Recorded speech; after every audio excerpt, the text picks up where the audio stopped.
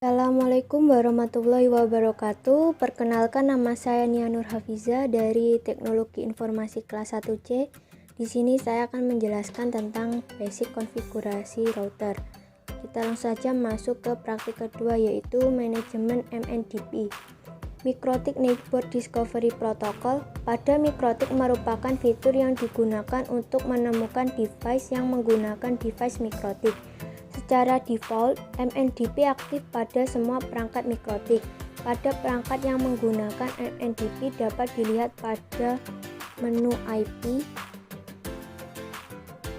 Kita pilih IP, kemudian kita pilih network.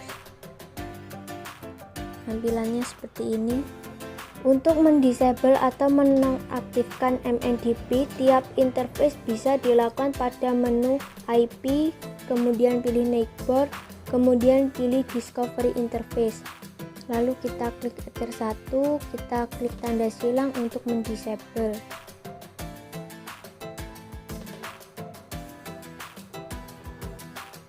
Kita ke praktik 3, yaitu merubah identitas nama router bot. Untuk mengganti identitas nama router OS mikrotik, dengan pilih menu sistem, kemudian kita pilih identity. Kita ganti nama mikrotiknya yaitu tugas Jarkom.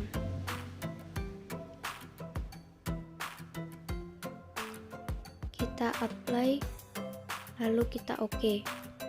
Kita masuk ke praktik 4, yaitu hard reset atau soft reset. Hard reset digunakan dengan cara menjumper tombol reset fisik pada router bot sambil menyalakan RB. Cara ini digunakan ketika tidak bisa mengakses router bot, baik melalui Winbox atau terminal konsol. Soft reset dapat digunakan ketika masih dapat mengakses router bot. Jadi soft reset dapat dilakukan ketika bisa mengakses router bot, baik melalui Winbox maupun terminal konsol. Kita pilih sistem, kemudian kita pilih reset configuration. Pada soft reset ini ada 3 mode reset yang dapat dilakukan, yaitu 1. Keep user configuration. Semua user dan password yang ditambahkan tidak akan terhapus, jadi selain user dan password semua akan terhapus. Yang kedua, no default configuration. Semua konfigurasi akan direset atau dihapus tanpa terkecuali dan tidak akan membuat router menjadi settingan default pabrik. Do not backup. Semua konfigurasi akan direset termasuk file backup.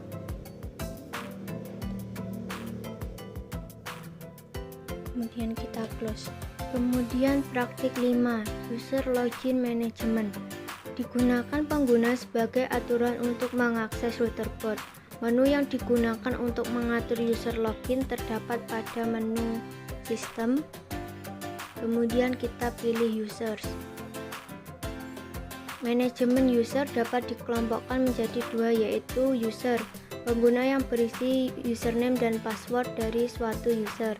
Kemudian ada grup, profil pengelompokan user berdasarkan penentuan privilege yang didapat dari suatu user. Ini terdapat 3 privilege yang dapat disetting sesuai pilihan. Kita tambah. Untuk user 1 kita pilih reach, kemudian apply OK, kemudian kita tambah lagi. Untuk user 2 kita pilih grupnya write, kemudian apply OK. User dapat melihat, menulis konfigurasi dan dapat melakukan konfigurasi dengan bebas. Kemudian read, user hanya dapat melihat isi menu dalam router bot tersebut dan tidak dapat melakukan konfigurasi. Untuk write, user hanya dapat mengkonfigurasi saja dan tidak bisa melihat hasil konfigurasi. Untuk dapat mengkonfigurasi mode group bisa dilakukan pada menu sistem, kemudian user, kemudian kita pilih group. Seperti ini tampilannya. Kemudian praktik 6, merubah tanggal dan waktu. Untuk merubah tanggal dan waktu pada menu sistem, kemudian kita pilih clock. Kemudian isikan waktu, tanggal, dan juga zona waktunya. Pada time zona name, saya memilih manual. Kemudian kita apply, kemudian kita OK. Praktik 7, enable atau disable atau uninstall paket Mikrotik. Untuk mengelola paket dari menu sistem, kemudian kita pilih back again. Kemudian kita klik 2 kali, kemudian kita disable, kemudian kita OK.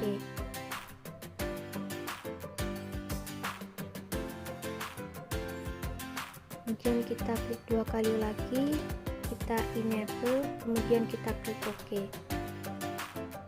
Kemudian praktik 8, melihat versi dan spesifikasi router port.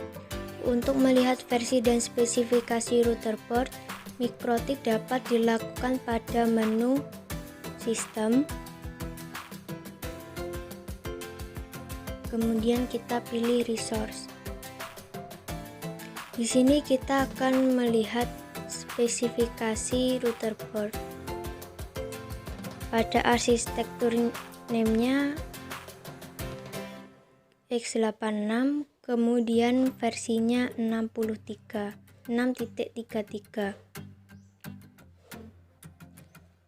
Bisa dilihat di sini ya. Kemudian praktik 9, upgrade atau downgrade versi OS router port Mikrotik. Bisa di-download pada laman berikut ini. Kita masuk praktik 9, yaitu backup atau restore dan export atau import. Backup dan restore. Untuk melakukan backup dan restore, pilih menu files,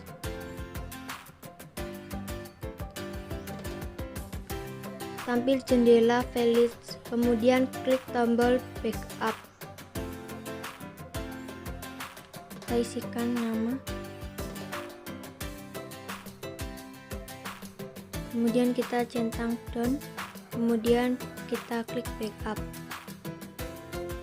Nanti secara otomatis akan tampil di file list. Sedangkan untuk melakukan restore, pilih name file yang digunakan.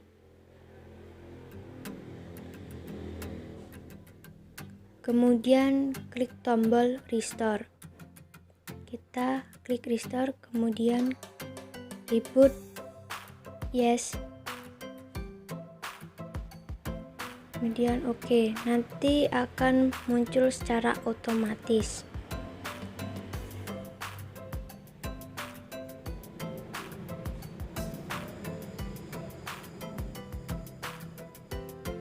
Ekspor dan import. Untuk melakukan ekspor dan import hanya dapat menggunakan fasilitas CLI pada terminal.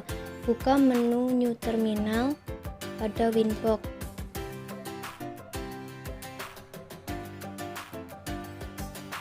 Hasil dari proses ekspor berupa file yang berada pada menu Files, kemudian File List.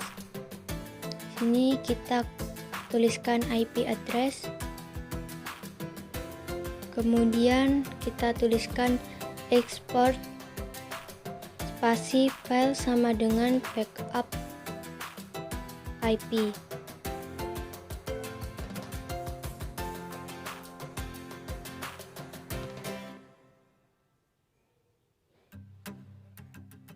Kemudian enter.